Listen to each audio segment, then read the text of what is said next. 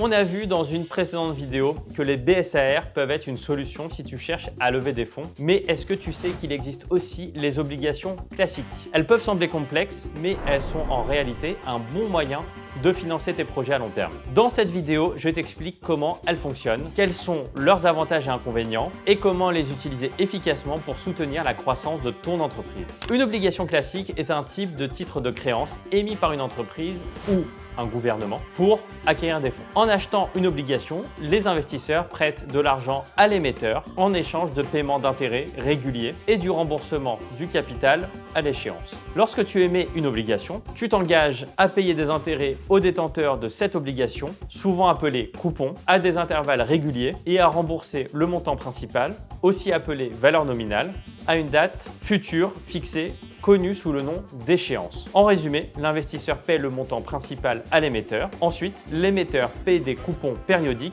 à l'investisseur. Et à l'échéance, l'émetteur rembourse le montant principal à l'investisseur. Ce type de financement s'adresse plutôt à des entreprises matures qui auront la capacité de rembourser le capital et pour lesquelles la prise de risque est plus limitée que dans une startup. Voilà, c'est un aperçu complet des obligations classiques et comment elles peuvent être un outil puissant pour accéder à du financement sans faire rentrer des investisseurs à son capital. Si tu as trouvé cette vidéo utile, n'oublie pas de liker, de t'abonner et de laisser un commentaire. Si tu as des questions, pose-les dans les commentaires ci-dessous. Je serai ravi d'y répondre. Et n'hésite pas à regarder mes vidéos sur les autres instruments financiers. À bientôt!